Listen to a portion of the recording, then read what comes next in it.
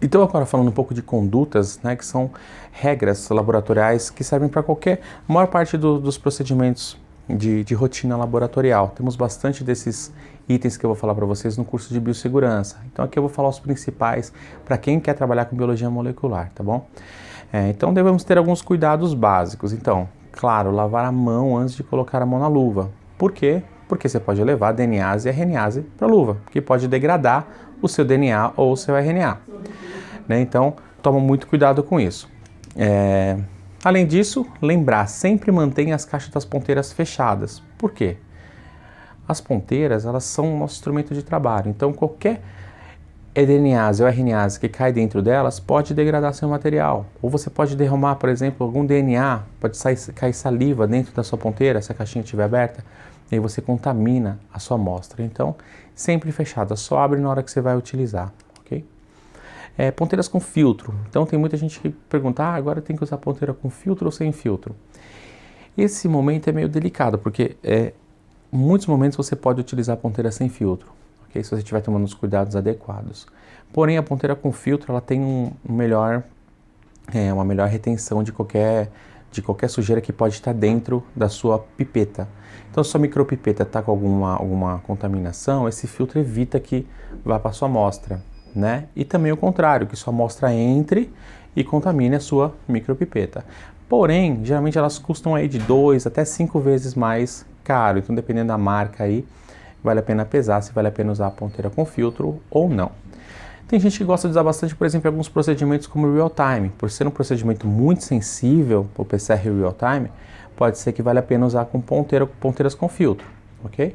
Mas nem sempre é uma regra geral, tá?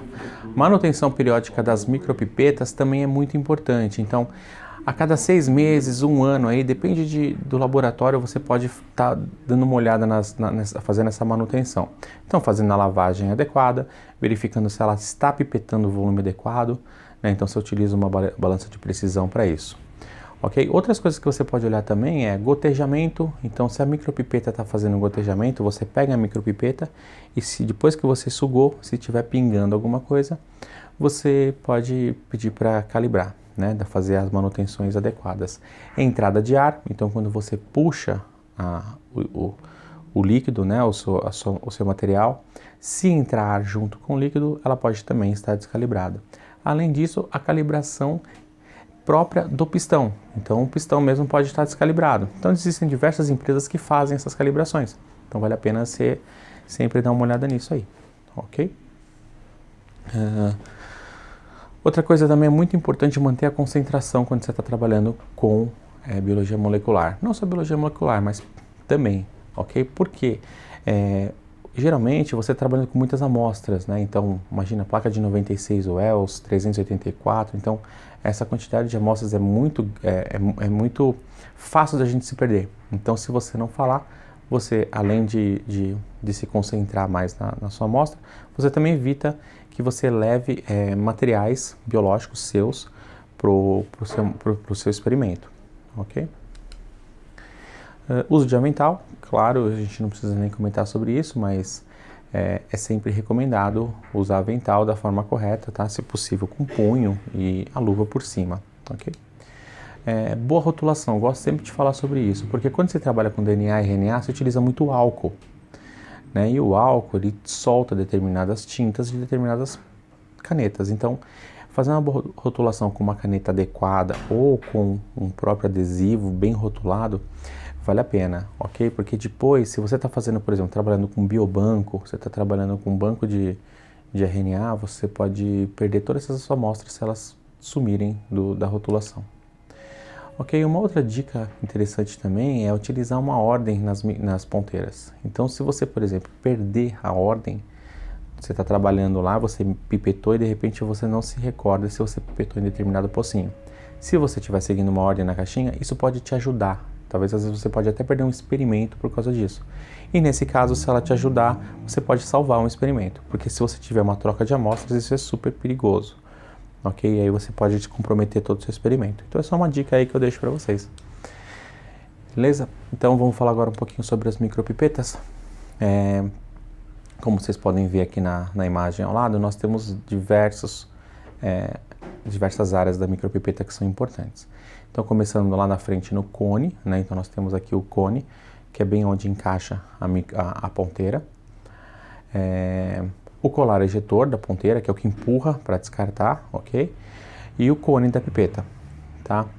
Os extremos, ali onde vocês estão vendo com a flechinha vermelha, isso aqui significa que é o volume mínimo e máximo que a micropipeta aguenta, de 10 microlitros até 100 microlitros, ok?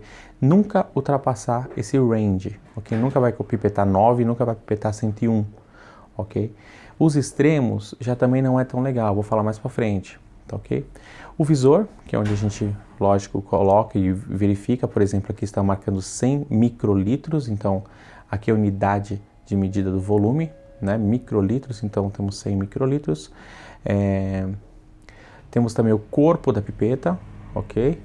O apoio dos dedos, o ejetor, né? Onde a gente aperta para sair a ponteira. O botão de pipetagem, então no botão de pipetagem é onde você suga a amostra, você descarta a amostra e onde você gira para ajustar o volume. Tá? Além dos tempos, então os tempos nós vamos falar mais para frente também. Então toda a pipeta, como eu falei para vocês, tem um volume mínimo e máximo, que no caso aqui é 10 e 100, ok? O que vale a pena a gente lembrar? Que nunca estouramos, como eu tinha falado para vocês, e utilizar sempre um volume mais próximo do meio do volume dessa micropipeta. Então, por exemplo, eu vou pipetar 50 microlitros. Qual pipeta eu prefiro? Utilizo a 100. Eu utilizo a P100, essa daí que vocês estão vendo. Se eu quero pipetar 100 microlitros, por exemplo, qual que eu utilizo? Eu utilizo, por exemplo, uma P200, que vai até 200 e tem um mínimo de 20. Então, quanto mais próximo do centro, mais preciso eu vou ser na minha pipetagem. Claro, não tem problema. Se você pipetar 95 microlitros com uma pipeta que vai até 100, não tem problema, beleza. Mas se você quiser fazer uma pipetagem mais precisa possível, utilize sempre mais próximo ao centro dela. Então, eu quero pipetar 500 microlitros, vou usar uma P1000, ok? P600, uma P1000, tá bom? Vou pipetar 205 microlitros. Aí, por exemplo, se eu tenho a P200 e tenho a P1000, aí sim eu prefiro a P1000, porque a P200 não pode passar de 200, tá ok? Beleza, então ó, lembrando lá, para quem já trabalha com micropipeta ou quem não trabalha, eu vou explicar rapidinho a parte dos tempos, só para a gente ter uma noção. Então, para você aspirar uma solução, você aperta a pipeta até o primeiro tempo, ok? Coloca a pipeta na solução e suga, ok? Daí, quando vamos devolver a solução, apertamos até o primeiro tempo e até o segundo, ok? Essa é a pipetagem normal. Uma coisa importante, deixa eu ver se eu coloquei aqui, para a gente falar um pouco sobre a pipetagem reversa. Quando a gente vai fazer uma pipetagem reversa, é invertido do que eu falei para vocês. Então, nós vamos até o segundo tempo, sugamos toda a amostra e depois voltamos até o primeiro tempo.